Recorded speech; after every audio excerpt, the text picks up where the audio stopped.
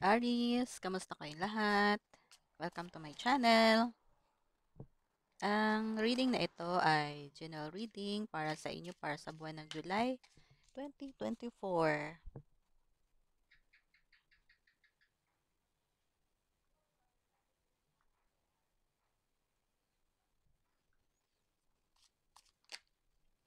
Aries.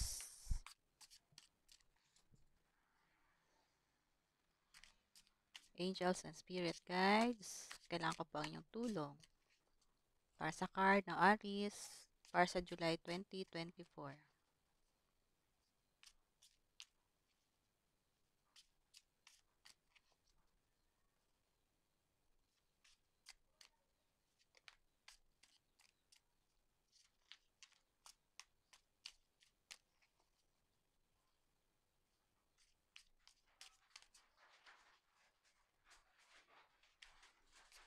Pasensya na kayo kung maingay po ang aking paligid.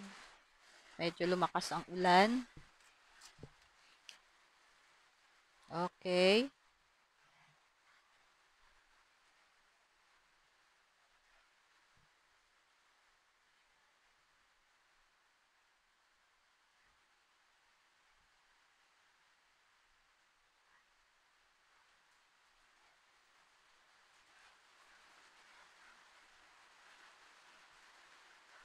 Aries, ano tong nakikita ko sa card ninyo?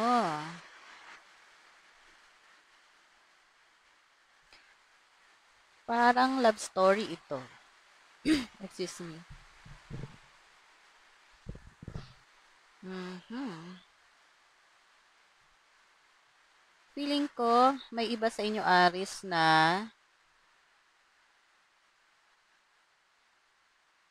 meron kayong pinagdadaanan ngayon na hindi kayo makatulog, nakakaranas kayo ng anxiety o takot.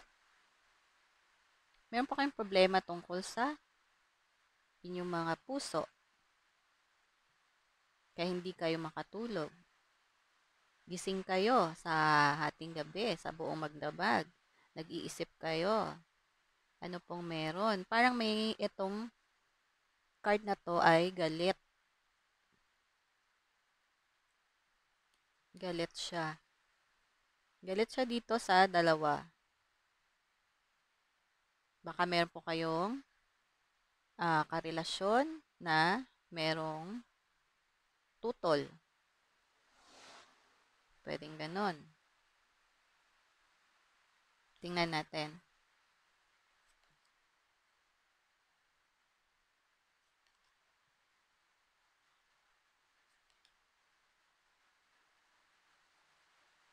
Ganon po yung pagkabasa ko. Parang may tutol.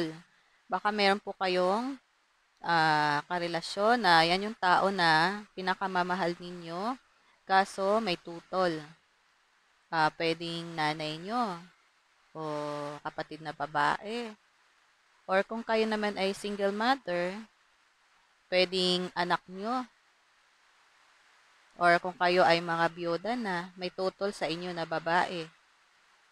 Baka ayaw nyo na kayo ay mag-asawa ulit. At ayaw nyo po, yun, parang hindi nyo matanggap. Ayaw nyo tanggapin yung gusto ng babae na to, na siyang tutol sa inyong gusto, hindi nyo matanggap. Kaya kayo ay nakakaranas ng anxiety.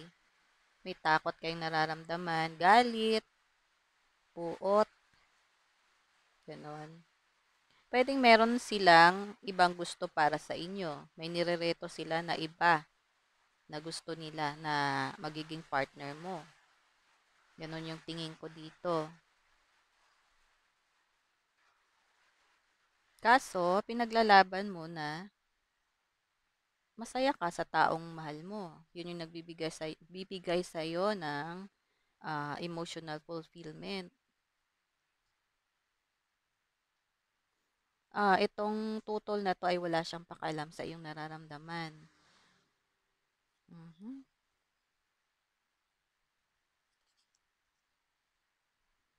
Pwedeng yung tutol na yan ay masyado kayong binubungangaan.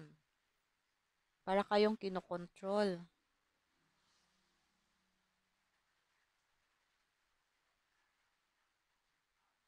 Gano'n. Puwedeng ang inyong relasyon ay pilit kayong pinaghihiwalay or baka yung iba sa inyo ay naghiwalay na, nasira na yung relasyon. Gano'n, baka sinira nung tao na 'yan na tutol sa inyong pagmamahalan at wala siyang pakialam. Ang kanyang gustong mangyari ay ang masunod ang kanyang gusto.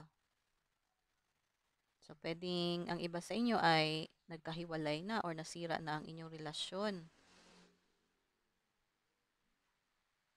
Kakalungkot naman. So, 'yun, parang nakakaranas kayo ng mental struggle. Oh, no. Sorry po sa reading ko ngayon at 'yan talaga ang aking nakikita sa card na 'to. Kaya hindi po ako puwedeng mag-imbento, 'yan po yung sinasabi ng aking intuition. 'Yan po ang tinuturo sa akin ng guide kung ano yung sasabihin ko, kung paano ko basahin itong inyong card. 'Yun, so sorry po. Hindi po ito resonate sa lahat ng Aries. Puwedeng ito ay resonate lang 'to sa mga single, ha. Hindi po ito resonate sa mga may karelasyon na wala namang problema. Huwag niyo nang pakinggan ito kung okey naman yung inyong mga sitwasyon, ha, wala naman kayong mga issue. So, puwede yung iba dito nababasa ko, may sitwasyon din na itong babae ay third party.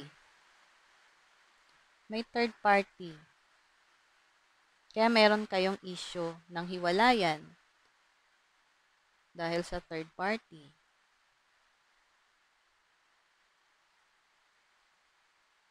So, puwedeng kayo, yung iba sa inyo, may pinaglalaban ninyo ito na taong gusto nyo, na siyang nagbibigay sa inyo ng kasiyahan, emotional fulfillment. Itong tao na to, yung nagbibigay sa iyo yan, kaya pinaglalaban mo siya.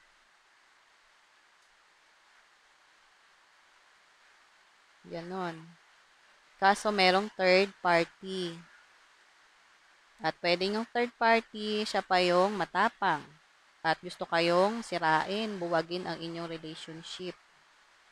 Ayan po. Kaya ngayon ay nakakaranas kayo ng mental struggle. Ayun. Pero itong card po, nagsasabi po ito na kung ano man yung pinagdadaanan ninyo ay pansamantala lang yan, hindi pang long term. Ganon. Lahat naman ng problema, may solusyon. So, sundin na lamang po ang sinasabi ng inyong intuition. Kung ano po ang inyong karapatan, yun po ang ipaglaban nyo. Yung tama na karapatan para sa inyo, yung sakto para sa inyo. Kung may karapatan kayo, di ipaglaban nyo.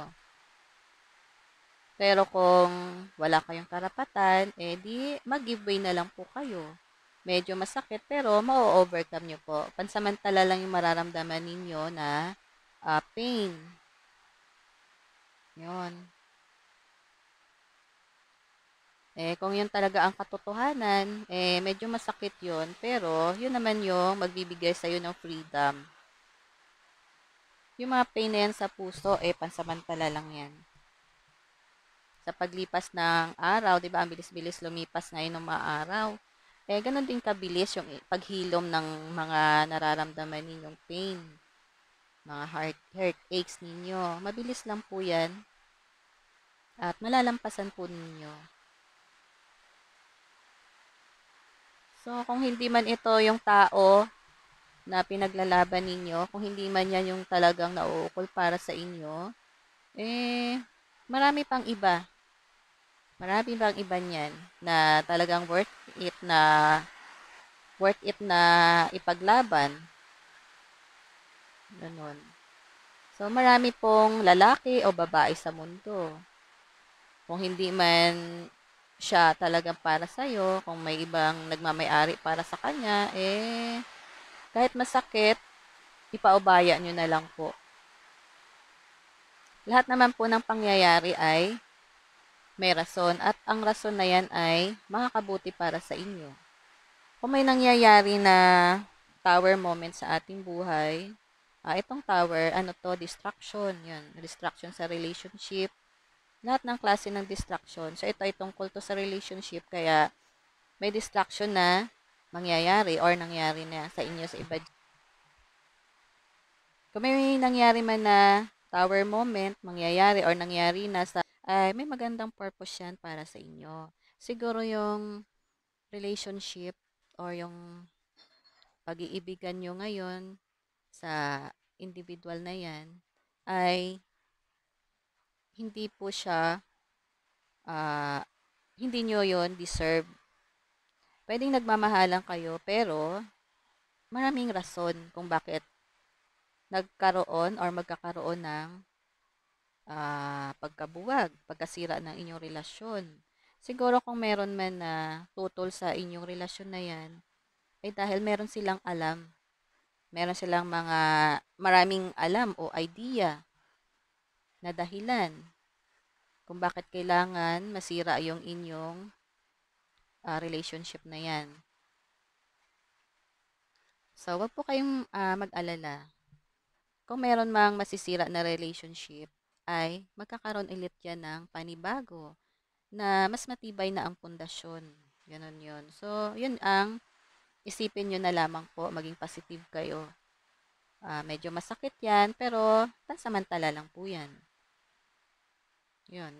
So, kung nalulungkot kayo, okay lang, pero wag po kayo masyadong mag-dwell sa inyong emosyon na yan, sa mga negativity, sa kalungkutan, sa anxiety. Wag po kayo masyadong mag-dwell sa inyong emosyon na yan. Okay? At kung ano man yung magiging resulta or outcome ng iyong pag-overcome o sa iyong pag-move on ay nakadepende sa inyong mga pagpapasya. Ayun. Kung gusto mo na mas mapabuti ang susunod mong magiging karelasyon, magiging love life, sa'yo po nakadepende yun. Ikaw yung magkokontrol ng iyong buhay. Ayun. So, Aries, ang may papayo ko lang po sa inyo, sa mga nakaka-resonate dito sa reading na to, huwag nyo na po masyadong pokusan yung mga negative na pangyayari or mga hindi magandang pangyayari sa inyong buhay or yung mga hindi magandang mangyayari pa lang dahil may magandang purpose yan para sa inyo. Parang ito rin po yan, itong message dito sa card. Kailangan mabuwag yung isang pundasyon na hindi naman karapat-dapat. Hindi karapat-dapat para sa inyo. Dahil hindi matibay na pundasyon ito. Hindi siya karapat-dapat na ipaglaban. Ayun. At saka kung may nangyari mang ganito, ay magkakaroon ulit ng bagong simula. May dadating sa inyo na bagong opportunity ulit sa love life. Yun po. Kaya kung hindi naman kailangang ipaglaban, move on na lang po kayo. Alam nyo, Aris, share ko lang ang aking naramdaman sa reading na to. Ah, Nakakalungkot tong kwento, pero hindi pa ako nakaramdam ng lungkot. At malamang kung ano man tong naramdaman ko ngayon, ganun din po yung nararamdaman ng iba sa inyo. Na imbis na malungkot ay parang nakakaramdam kayo ng enlightenment, ganun. Parang nabunutan kayo ng tinik sa inyong mga puso. Ganon yung aking pakiramdam. May pain siya na naibigay pero parang may kaginhawaan sa aking pakiramdam. After ng distraction, magkakaroon kayo ng kaginhawaan sa inyong mga puso. Ganon po ang aking pakiramdam.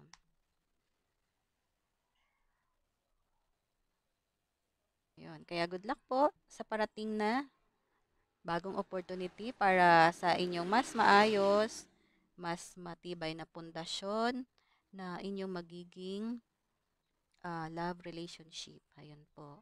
Yan po ang inyong isipin sa next opportunity na dadating sa inyong buhay. Yung love relationship na secured at may stability. Ayun po. May stability ang pundasyon.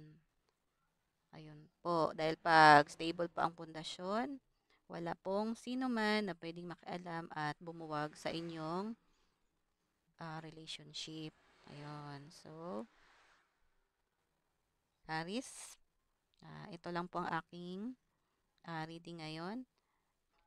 Maraming salamat sa inyong pag-subscribe at maraming salamat at nandiyan kayo.